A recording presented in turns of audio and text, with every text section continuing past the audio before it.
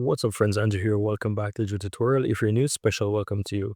In this video, I'm going to show you how to remove background of an image in Ideogram. Simple click on any image, whether you design it or not.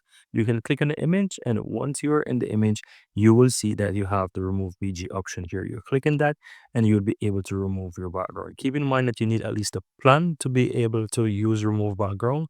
So once you do have the plus subscription, you will have the option to remove background. As you can see, background removal is available in the plus plan. And so once you have it, guys, just simply click and remove VG right here, and you'll be able to remove background of images.